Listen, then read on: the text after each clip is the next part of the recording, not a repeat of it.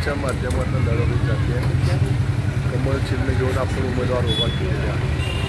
तर गेल्या मागील देवाभाऊच्या 5 वर्षात सरकारमध्ये केलेली काम आणि आता राज्य शासनाने गेल्या 3 वर्षात दिलेला निधी दिलेली काम आणि पंढरपूरच्या भविष्याचं जे विजन देवाभाऊंच्या डोळ्यासमोर आहे, या सगळ्याचा मागोवा आम्ही या निवडणुकीच्या निमित्तानं लोकांपुढं मागतोय, घेतोय आणि त्यातून झालेली कामं आणि पुढं करायची कामं याचा आराखडा देत असताना लोकांना आश्वस्त करतो की आपण जर भारतीय जनता पक्षाच्या अध्यक्षाने नगरसेवकांना निवडून दिलं तर उद्या पंढरपूर शहराच्या विकासाकरता कुठलाही निधी कमी पडणार नाही। मला खात्री आहे की आजपर्यंत स्वर्गीय सुधाकर पंत परिचारक मालक आणि आम्ही केलेलं काम आणि शासनाची या गेल्या 5-7 वर्षात मिळालेली आर्थिक मदत त्याच्या जोरावरती या वर्षीची निवडणूक आम्ही एकतर्फी घेऊ।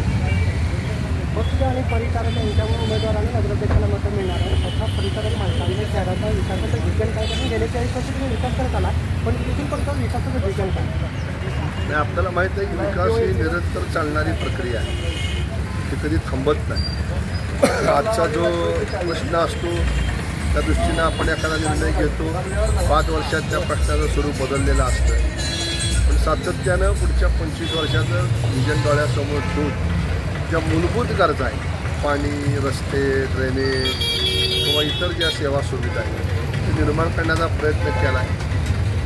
2016च्या नगरपालिकेच्या निवडणुकीमध्ये आम्ही प्रसिद्ध केलेला जाहीरनामा त्याचे जवळजवळ 80 ते 90% कामं आम्ही पूर्ण केली आणि त्याच जोरावरती आम्ही मत मागतो आणि राहिलेली कामं आहेत जे आदरणीय मोदी साहेबांचं, आदरणीय देवाभाऊंचं स्वप्न आहे हे पंढरपूर आंतरराष्ट्रीय दर्जाचं तीर्थक्षेत्र बनवावं, त्या दृष्टीनं जे जे इथं करावं लागेल, मग ती यात्रेकरूंसाठी असेल किंवा स्थानिक नागरिकांसाठी असेल, कुठल्याही घटकावरती अन्याय होऊ न देता सर्वांना समाधानी करून या शहराला एक नवं रूप देण्याचं आमचं नियोजन आहे। शेवटचा प्रश्न, 2 वेळा भाजपचे आमदार जे निवडून आले तर तुझा चेहराचा अर्थ आहे, आता नगराध्यक्षपद निवडून आणून हॅट्रिक करणार आणि देवेंद्र फडणवीस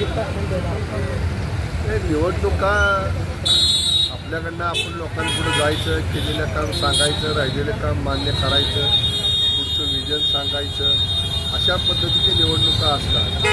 त्यामुळं निवडणुकी सगळे प्रत्येक निवडणुकी जिंकण्याकरताच आहे, पण आपल्या हातामध्ये मतदाराच्या हातात कोणाला जिंकवायचं कोणाला नाही, आपल्याकडनं आपण प्रयत्न करत राहायचं। तर मला खात्री आहे की लोकांना विश्वास आहे की गेली 40 वर्ष या शहराकरता कोणी काम केलं, स्थानिक कोण आहेत, उपरे कोण आहेत, तर कुणाला स्थान दिलं पाहिजे। भावनेवरती राजकारण चालून उपयोग नाही, तर आपण केलेल्या कामावरती राजकारण या ठिकाणी झालं पाहिजे। निवडणूक